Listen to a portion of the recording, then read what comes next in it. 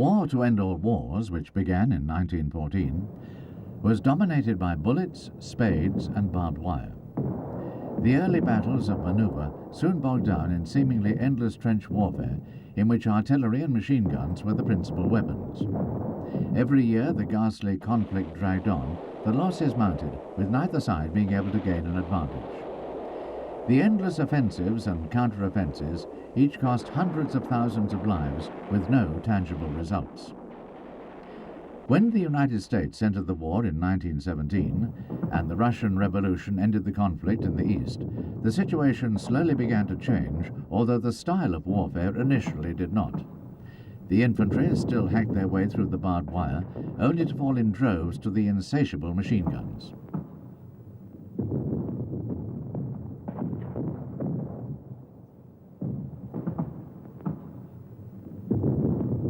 Eventually, a solution was found. The tank and self-propelled gun finally broke the stalemate, and Germany capitulated in 1918. But the war had cost some 8 million deaths and traumatized a generation. The Allies vowed that Germany would pay, and the reparations were punitive. The defeated German nation was demoralized and desperate, with inflation running so high that money was worthless. The people sought both answers and salvation, and to growing numbers of them in the late 1920s and early 30s, Adolf Hitler's National Socialist Party seemed to offer both. Hitler blamed the Bolsheviks and the Jews for Germany's disaster, which was music to many people's ears.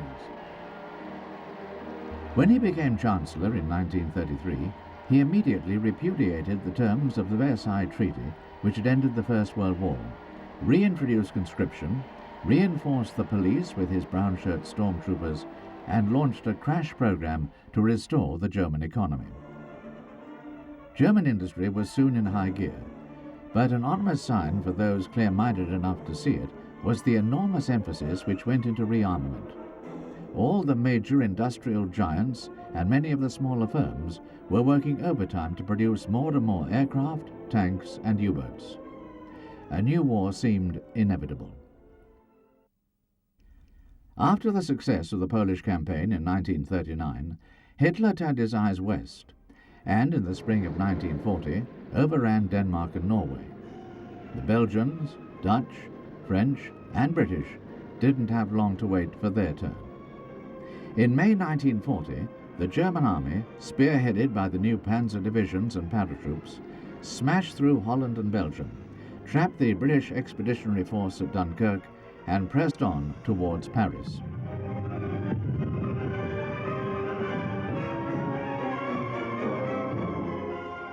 A new word entered the dictionaries: Blitzkrieg, or lightning war. Although the French actually had more tanks than the Germans, some of them of better quality, they didn't deploy them properly. Superior German training, tactics, and leadership won the battle for France. Apart from the tank, the ground support aircraft was now a decisive factor over the battlefield. Swarms of Stuka dive bombers acted as airborne artillery in the front line of the assault, attacking anything which moved with what was, for the time, pinpoint accuracy.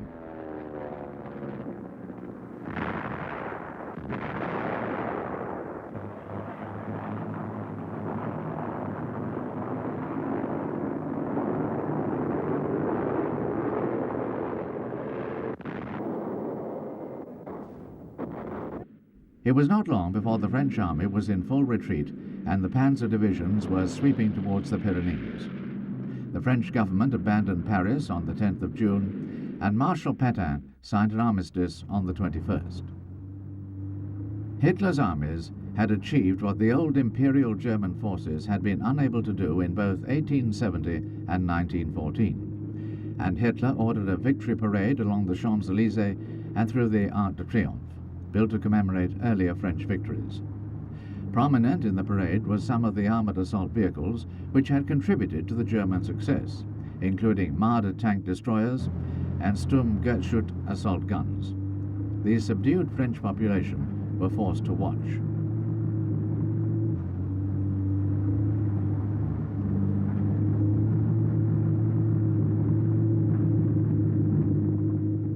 Self-propelled artillery pieces on fully tracked chassis, able to keep up with the tanks, were one of the many factors which contributed greatly to the German success, both in France and during the early weeks of the invasion of Russia the following year. The two principal types were the Hummel, or Bumblebee, and the Wesp, or Wasp, armed respectively with 150 and 105 mm guns. Captured French armoured fighting vehicles were also used both in Russia and later in Normandy after D-Day. A variety of field artillery pieces and anti-tank guns were married to old Hotchkiss and Renault tank hulls to supplement the hundreds of tanks and assault guns which were coming off the German production lines every month.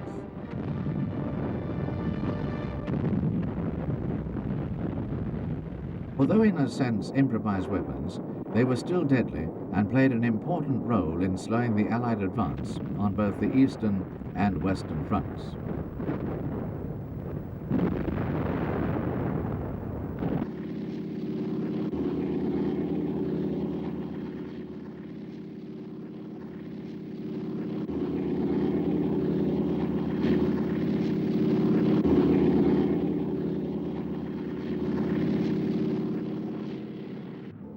One weapon almost unique to the German army was the assault gun. These were not improvised vehicles in any way, but were quite deliberately planned, designed, and built for the armoured assault mission. Having said that, they were also a means of mounting a more powerful gun on an existing tank chassis, such as the Panzer III or IV, than could be accommodated within their existing turrets. The assault guns had low, contoured superstructures with thick frontal armour, particularly on the gun mantlet. Their function was to accompany the infantry during an assault, adding aimed artillery fire to supplement the more general bombardment by conventional field artillery. Most had 75 mm guns, but there were also smaller numbers with 105 mm weapons.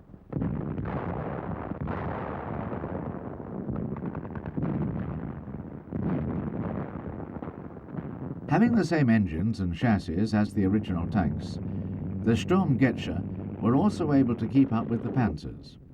Later versions of the assault guns had longer barreled guns with higher muzzle velocity, allowing them to be used as tank destroyers. By late 1944, in fact, half of many Panzer regiments were equipped with assault guns instead of tanks.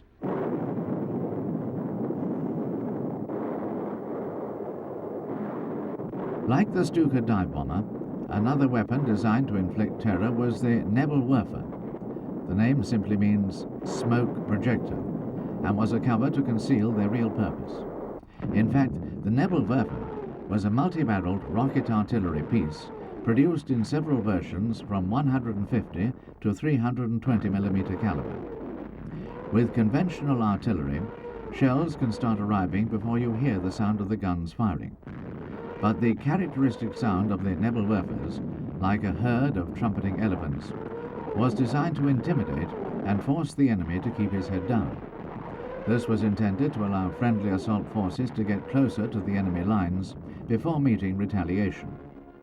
To give them extra mobility and allow them to keep up with the Panzers, Nebelwerfers were also fitted to the roofs or sides of armoured half-tracks, such as the Moltier or Mule. Most of these were assigned to the SS Panzer divisions in integral battalions. Army formations usually had to make do with towed versions of the Nebelwerfer.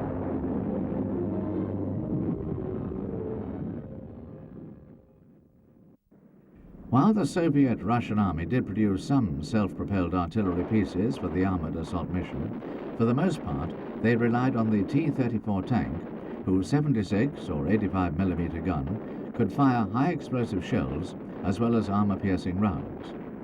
The T-34 was the best all-round armoured fighting vehicle of the entire war and a major factor in almost every battle on the Eastern Front. The Russians also made extensive use of rocket artillery mounted on trucks. Called Katyushas, or Little Katies, they were produced in 4 different calibers, but by far the most numerous was the 132 mm or 5-inch version, which weighed 170 pounds and had a range of 10,000 yards. They were deployed for saturation barrages on the German lines prior to an assault, a technique known as softening up. When the Japanese attacked Pearl Harbor at the end of 1941, it brought a whole new dimension to the whole course of World War II. The United States had carefully stayed neutral up to this point, but now they no longer could. Even in the face of the new enemy, though, and with several capital ships sunk or disabled, President Roosevelt decided to end the German menace first, to free Europe, and then to smack the Japanese down hard. Up to this point, even though the Russians were holding up well, Britain stood as the last country in Europe free of subservience in one form or another to the Nazis.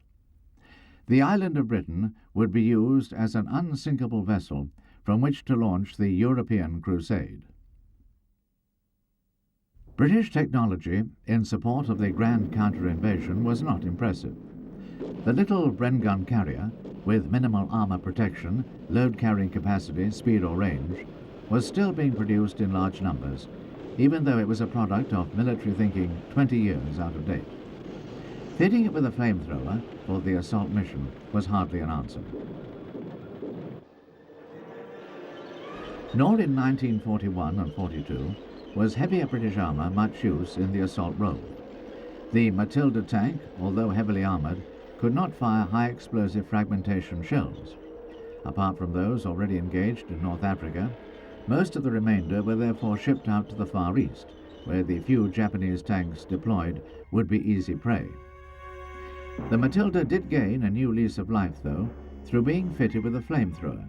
The Japanese liked digging in, and their bunkers were often impervious to artillery fire. Not, however, to a 50-foot blowtorch.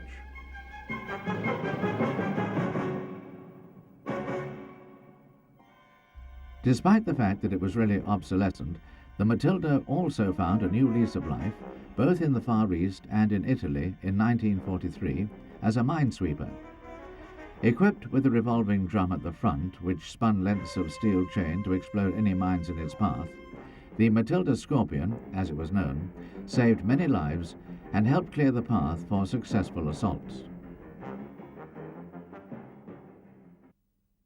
Backing the Matildas, the other armoured fighting vehicles and the foot sloggers, the British had also developed a range of self-propelled artillery pieces to reinforce the armoured assault.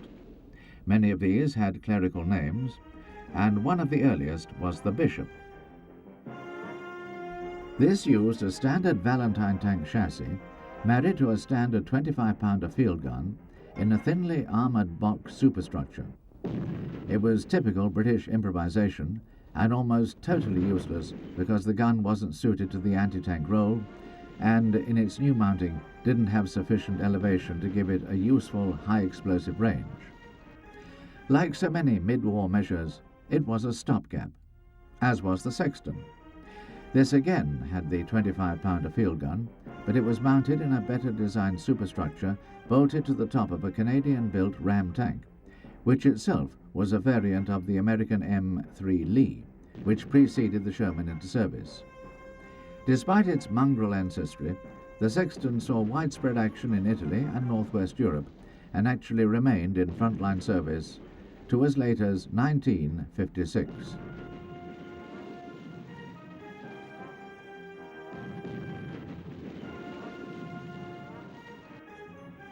The United States equivalent of the Sexton was the M7, which, following their standard practice, the British promptly christened the Priest.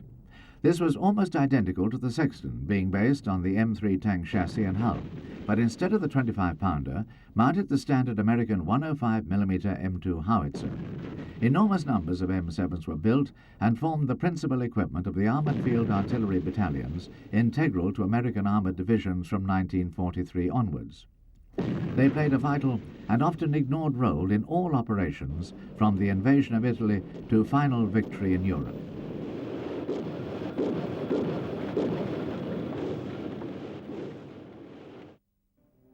Preparations for the assault on the Atlantic coast of Hitler's fortress Europe had been well in hand since 1943.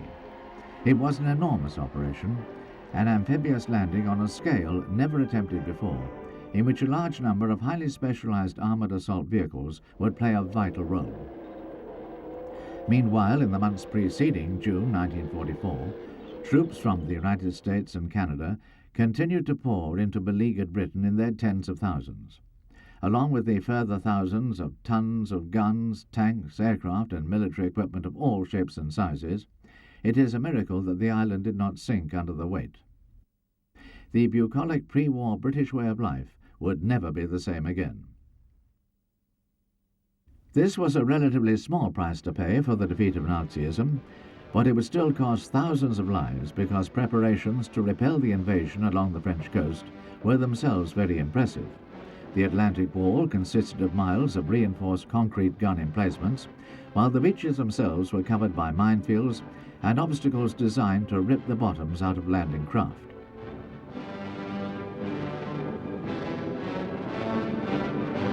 That was not all. Further east, just over the border into Germany itself, the Nazis had been steadily reinforcing their west wall, known to the Allies as the Siegfried Line. This bristled with concrete and steel obstacles to bar the path of the Allied armoured divisions, which German planners knew would be on their doorstep within weeks of a successful landing in France.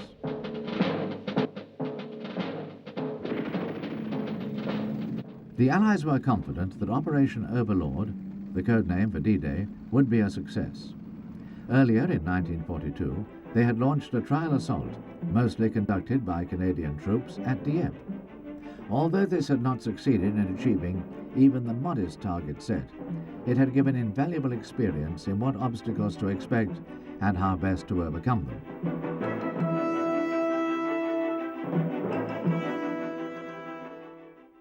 One of the many specialized armored assault vehicles developed for the attack on Hitler's European fortress was the Crocodile.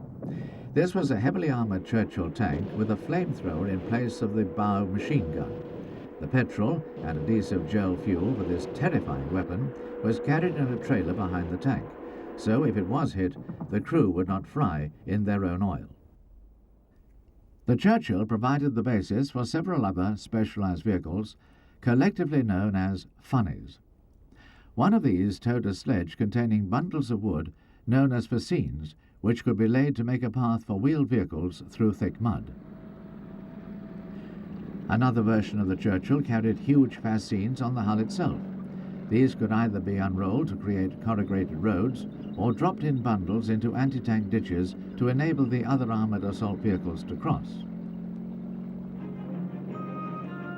One Churchill variant, designated ARC for Armoured Ram Carrier, lacked a turret and was intended to drive straight into ditches, creating a solid roadway over which other heavy armour could pass.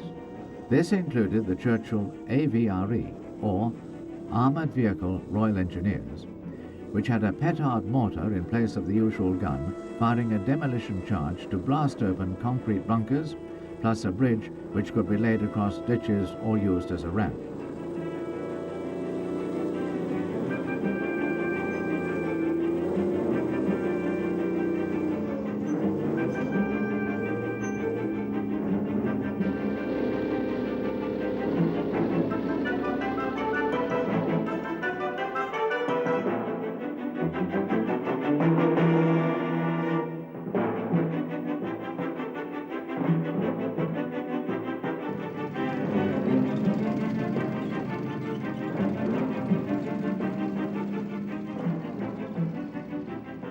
Even more impressive was the Churchill Jumbo, the forerunner of all modern bridge-laying tanks. Its hydraulic arms laid a 60-ton capacity bridge across trenches or small rivers.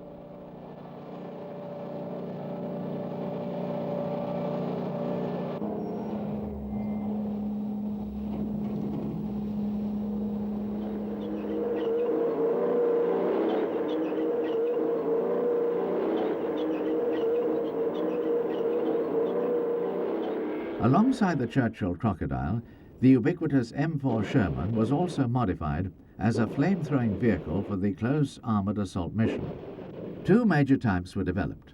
The standard E4 series flame gun could be fitted in place of the hull machine gun, while in the Far East, the Marine Corps had a version which used the Navy's POA Mark I gun fitted inside the normal 75mm gun barrel of the standard tank, or in an old 105mm howitzer tube mounted in the turret.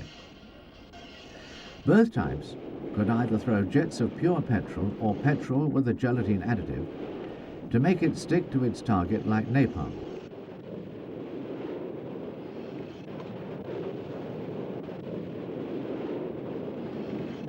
It was found in combat that the mere appearance of a flame-throwing tank was enough to make the occupants of a bunker run out with hands held high.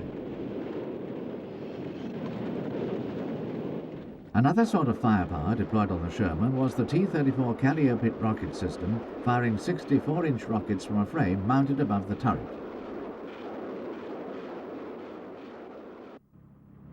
A variety of heavy metal rollers were fixed to the front of Sherman hulls to clear paths through minefields. None of these were particularly effective or widely used, but the most spectacular was nicknamed Aunt Jemima and had two huge 10-foot wheels. Another version, with typical GI humour, was called the Earthworm.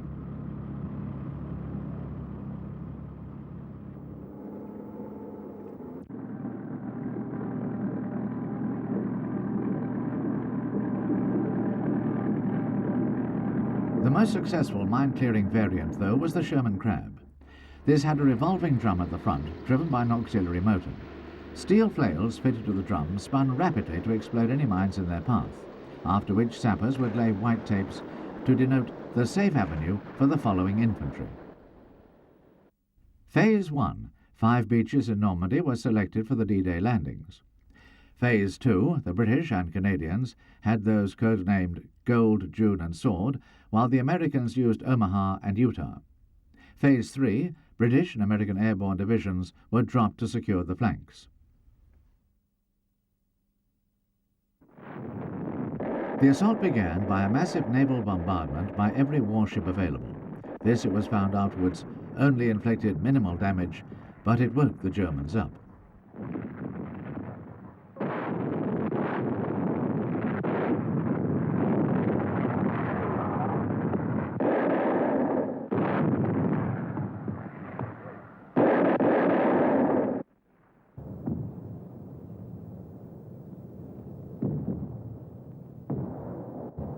Then the swarms of landing craft, accompanied by amphibious lorries called DUKWs and duplex-drive Shermans with canvas flotation screens, stormed ashore through the heavy sea swell. Many men were seasick, and some were drowned by the weight of their waterlogged packs before they even got ashore. German machine guns, mortars, and artillery raked the shoreline and pounded many of the landing craft into matchwood. Even so, in most places the opposition was lighter than expected, and the first waves of assault troops were soon pushing inland through the sand dunes. Not so on Omaha Beach, though, where nearly half the D-Day casualties occurred. One determined German commander and a regiment of veteran infantry managed to hold out for almost the whole day and continued fighting even when their forward positions were overrun. By this time, though, the assault infantry were being supported by more and more specialized armored assault vehicles as well as regular tanks.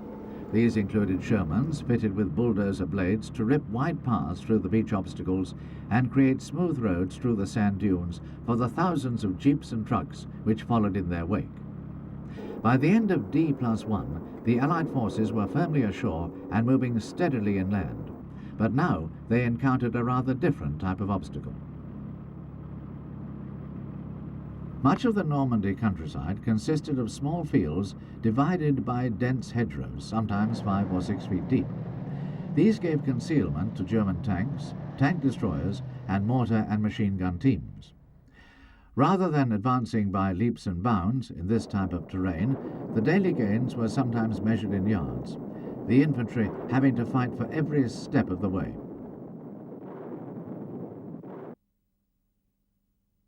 To cut gaps in the hedges, an American sergeant devised the idea of welding improvised cutters to the lower hull fronts of Shermans. These were often made out of old lengths of railroad track or other scrap ironmongery, and the sergeant got a medal for his brilliant improvisation. The hedge cutter was really a great success, and with breakthroughs finally achieved at Caen and Saint-Lô, the Allies were out into the open French countryside. Huge numbers of fleeing Germans were trapped in what became known as the Falaise Pocket, and most of their tanks were destroyed. Paris was liberated, and the Allies fanned out north and east, pushing the Germans steadily back through Belgium and Holland and onto their own territory. This makes it sound easier than it actually was, because stubborn pockets of resistance held out in many of the Channel ports and fortresses like Metz and Verdun. To cap it all, just before Christmas, the Germans launched a major counter-offensive through the Ardennes, which meant the Allies didn't manage to break through the Siegfried Line and cross the River Rhine until March 1945. But the end of the European war was finally in sight, and Allied fighter bombers ranged at will over Germany.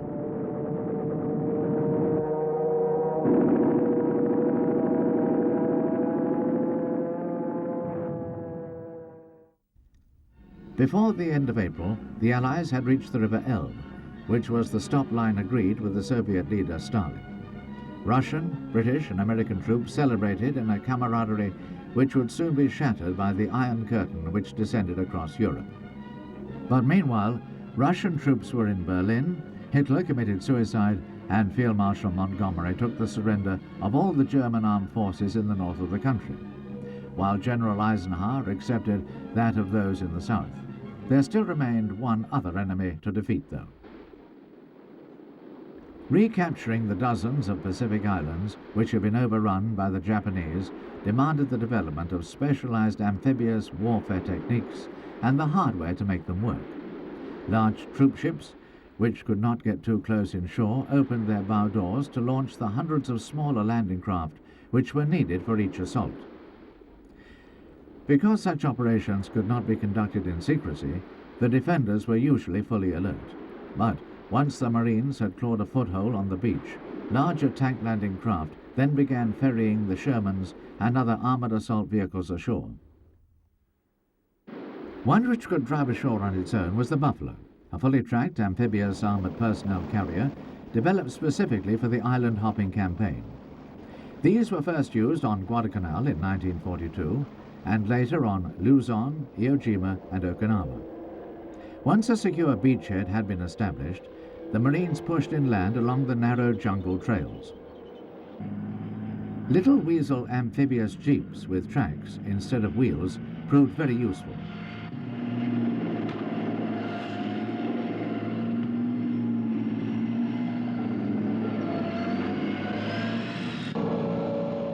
Sherman dozers played their part by pushing aside obstacles and smoothing out the so-called roads.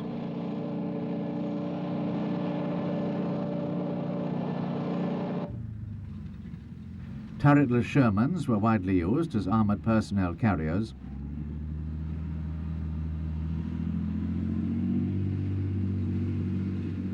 And of course, the ubiquitous Willys jeeps were everywhere.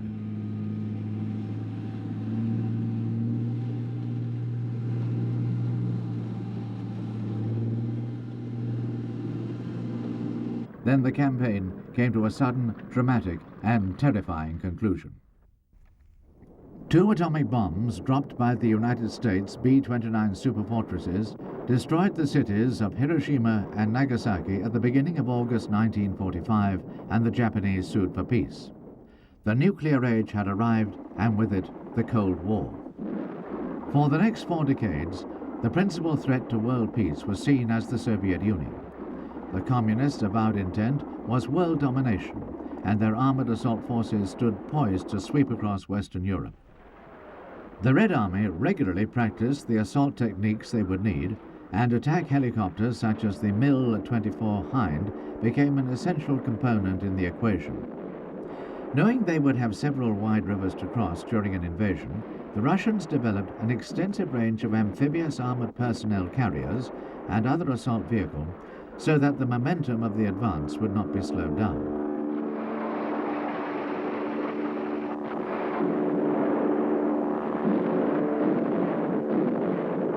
These included the BMP, which not only had a small gun turret to give the infantry covering fire when they were debussed, but could also carry wire-guided anti-tank missiles to protect them from enemy armor. One wartime weapon which remains in widespread service, although in a more sophisticated version, is the Katyusha. This version is the 122mm BM-21 system mounted on the outstanding Ural 375 truck, which has exceptional cross-country performance. Russia has three other types of Katyusha, the BM-24, 25 and 27, firing rockets of 200, 220 and 250mm caliber, showing the importance placed on rocket artillery to deliver a saturation barrage.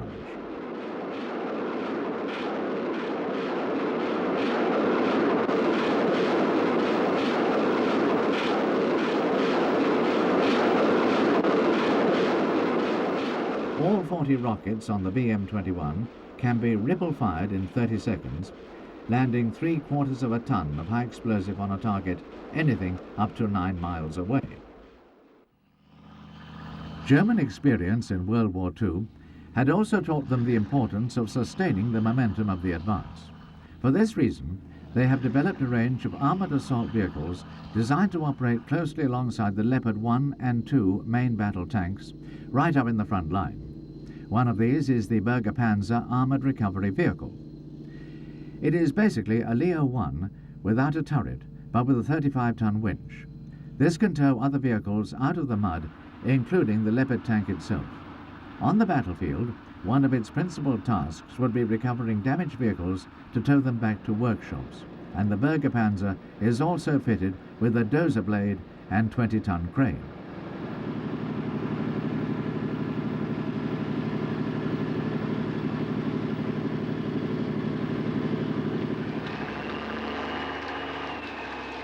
Another variant is the Pioneer Panzer, or Armoured Engineer Vehicle. This has an auger for drilling holes and planting demolition charges.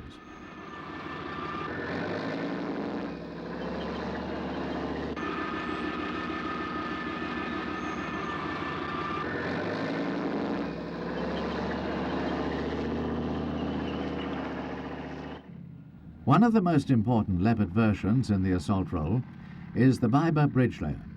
Although both the Leo 1 and 2 have deep fording capability, using a telescopic conning tower for the commander, many rivers are still either too deep or have banks too steep for the tanks to cross on their own.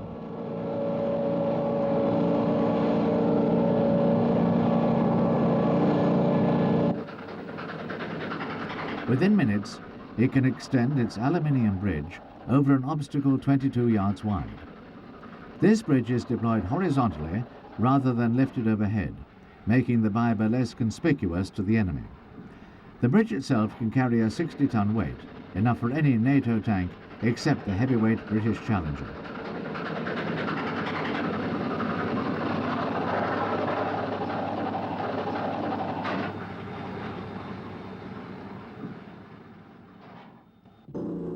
The Armoured Engineer Vehicle can even change the engine of a Leopard in the field in about 20 minutes. Both the 830 horsepower engine in the Leo 1 and the 1500 horsepower version in the Leo 2 have quick-release couplings. Once these are undone, the engineer vehicle uses its crane to lift the old engine out and replace it with the new one, which is carried on top of the hull. This means that a breakdown will not seriously slow up an armoured assault, and the full range of specialised Leopard variants is a key factor in ensuring that mobile forces are not held up.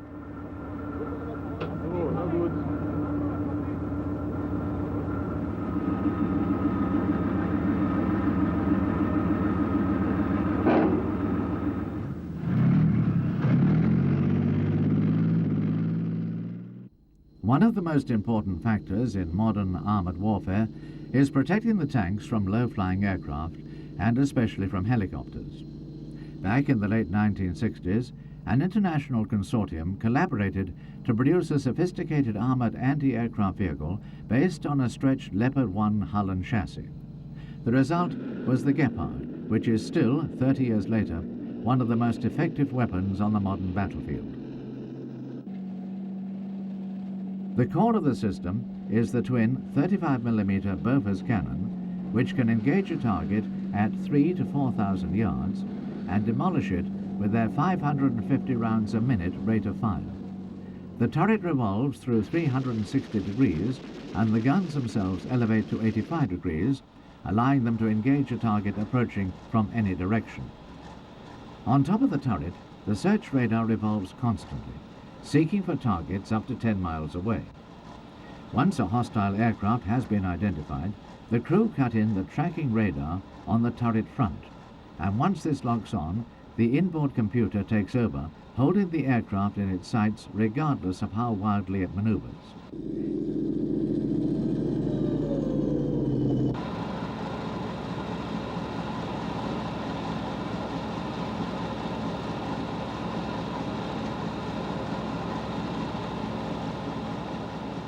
In the event of a computer failure, there is also an optical sighting system so the guns can be controlled manually.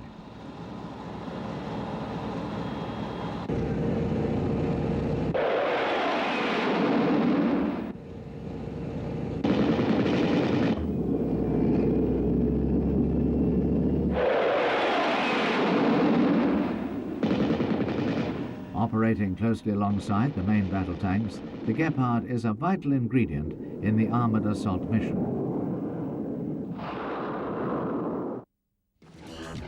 A more modern design, still being developed for the armoured assault role, is Trinity, a collaborative venture between neutral Sweden and Switzerland with some United States input. It is a marriage between a Bofors 40mm quick-firing gun and a MOAG 8x8 armoured personnel carrier, hull and chassis. The important factor is the gun and integrated fire-control system, which could be fitted to many armoured fighting vehicles. Like the Gepard, the Trinity system incorporates a constant search radar to detect hostile aircraft using an IFF, or Identification Friend or Foe Questioning Pulse. If the answer is hostile, the tracking radar locks on. The current vehicle carries only 100 rounds of ammunition, which are normally fired in 10-round bursts, limiting its battlefield endurance. However, the computer programs the proximity fuses in the projectiles while they are actually in flight, and they can actually hit an incoming guided anti-tank missile at about 3,000 yards, a helicopter at twice that range, or even a supersonic fighter aircraft.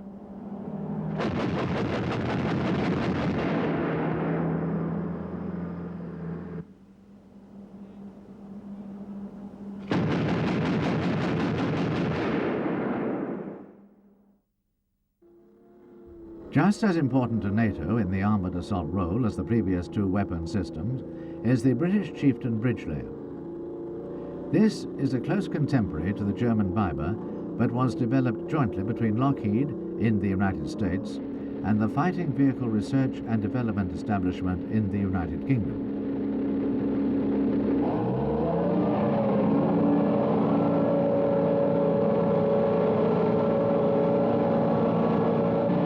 The idea was for an armoured bridge layer which would take the weight of the Chieftain and the new tanks then under development, the M1 Abrams and the Challenger.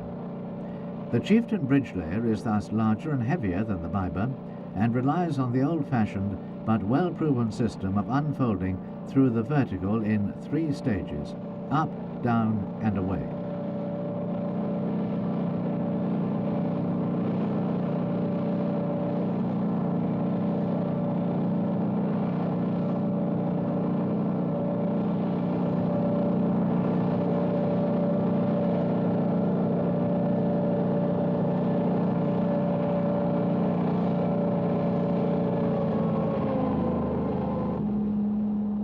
The Mark 8 bridge is slightly longer than the German equivalent and can span a river 26 yards wide.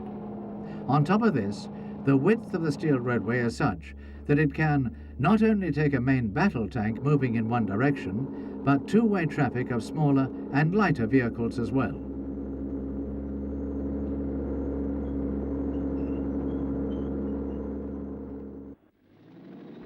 Whereas the majority of specialized vehicles designed for the armored assault mission are conversions or adaptations of existing tanks or armored personnel carriers, the British Army decided to design a custom-made vehicle.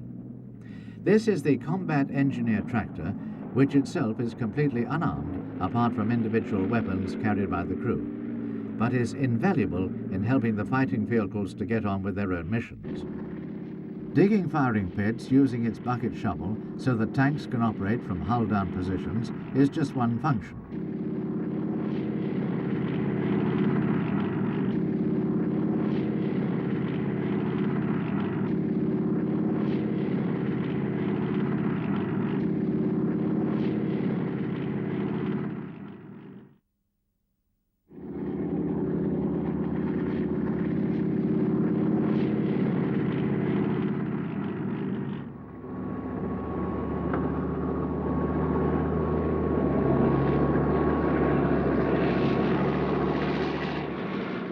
Having done one job, the combat engineer tractor can then speed onto its next task at 35 miles per hour on a paved surface. This performance allows it to keep up with the forward waves of an armoured assault group. It also has good cross-country mobility and lightweight aluminium armour to protect its crew while it gets on with the task in hand. Moving a roadblock using its dozer blade to clear a path for other armoured fighting vehicles is no problem.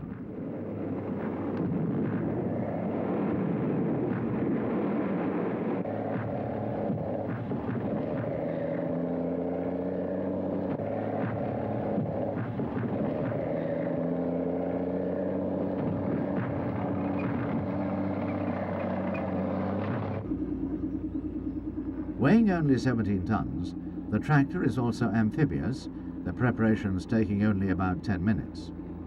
First, the splashboard is erected, then the steering cowls over the water jets are checked. The last thing to do is inflate and strap the buoyancy bag in the shovel.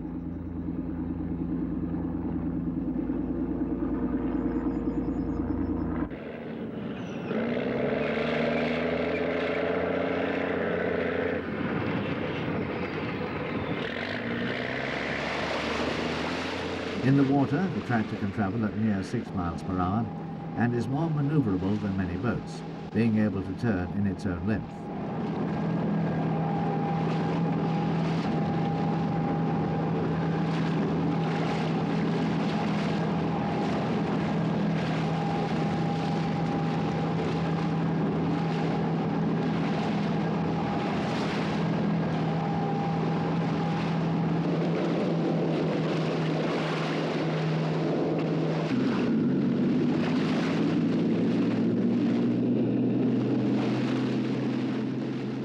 If the riverbank on the other side proves too steep or slippery, the combat engineer tractor can hoist itself by its own bootstraps using a rocket-propelled anchor.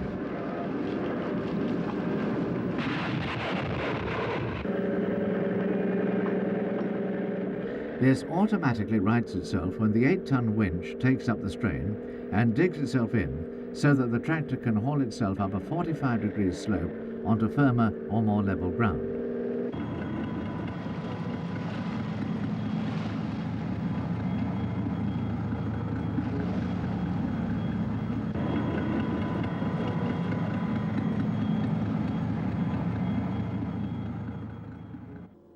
The tractor has many other uses, such as helping engineers push a girder bridge into position if a river is too wide for a chieftain bridge layer to span.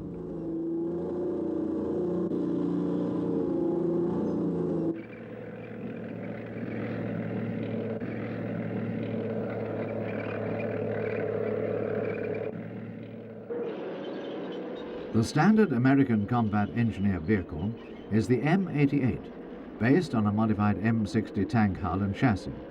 Although its armour protection is better than on the British tractor and compares with that of the German Leopard, the M88 is not as versatile, even though its 45-ton winch can get any main battle tank out of trouble.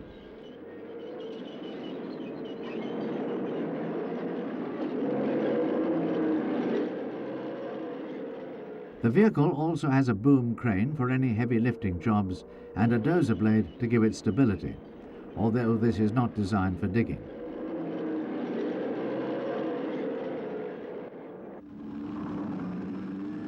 What the United States Army does have to give superlative fire support in any armored assault mission is the 155mm M109 self-propelled howitzer. This is capable of firing tactical nuclear shells as well as conventional high-explosive rounds to a range of over 15 miles. The vehicle is based on a modified M113 armoured personnel carrier chassis and has the same lightweight aluminium armour, which means the 25-ton vehicle can be made fully amphibious within minutes with the help of just 9 buoyancy bags. Accompanied by its M548 tracked ammunition resupply vehicle, the M109 can go anywhere a tank can go at speeds of up to 35 miles an hour, allowing it to keep up with the leading edge of any assault. As in almost all modern armoured fighting vehicles, its crew are also fully protected against nuclear, bacteriological and chemical warfare hazards.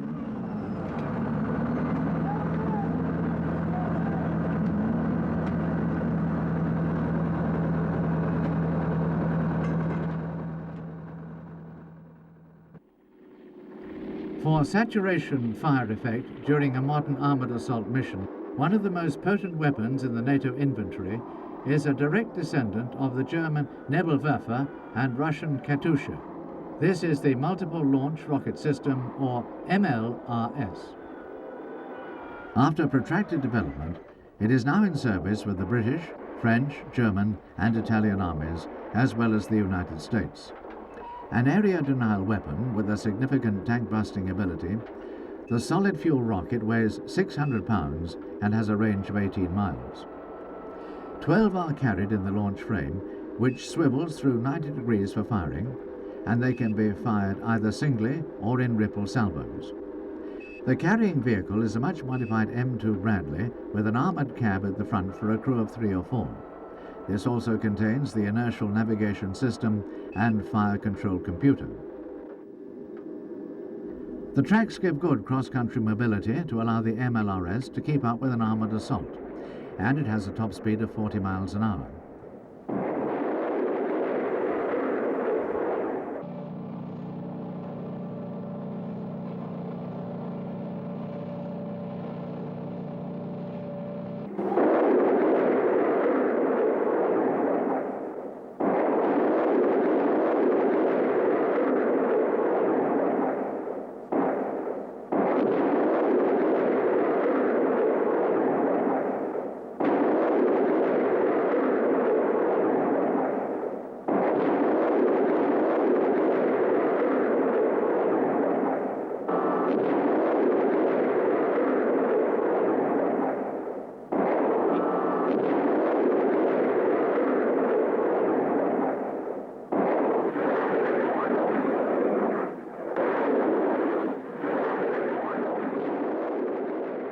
The MLRS system was a significant factor in the armoured assault phase of the Gulf War in 1991. Another very useful weapon for broaching Saddam Hussein's border defences was the Chieftain AVRE, or Armoured Vehicle Royal Engineers. In place of the normal 120mm gun, the turret is fitted with a massive 165mm petard mortar for bunker busting.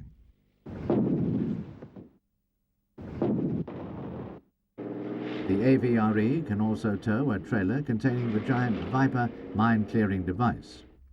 This consists of a segmented plastic hose 250 yards long containing plastic explosive.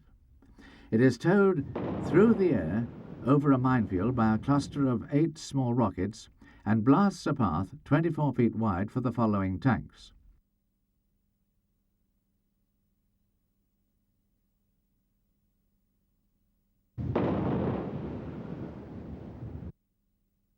Like the wartime Churchill, the AVRE can also carry fascines to create paths over soft ground or fill-in trenches.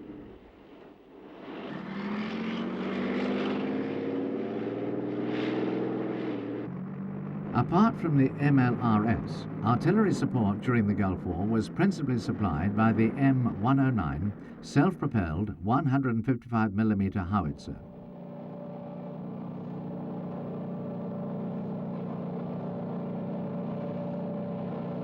Although in the heat of the desert its crews usually operated with the armoured cab open, this could be quickly sealed in the event that the Iraqis did start using their Scud missiles with poison gas warheads.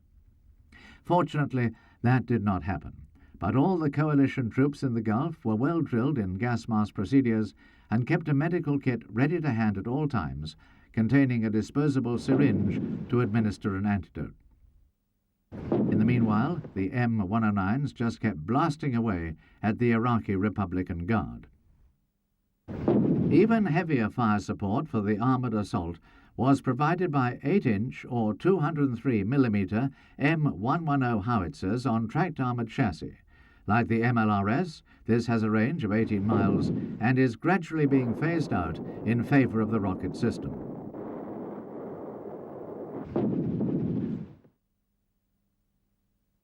The deadline for Saddam Hussein to withdraw his troops from Kuwait finally ran out on Sunday, February the 24th, 1991, and the Allied troops braced themselves for the onslaught. The Iraqi forces had already been weakened and demoralized by the air campaign over the preceding weeks. But now, the Allies opened up a 2-hour barrage all along the Saudi Arabian and Kuwaiti borders. This barrage was more intense even than that which had preceded Montgomery's famous victory in another desert at El Alamein almost exactly 50 years earlier.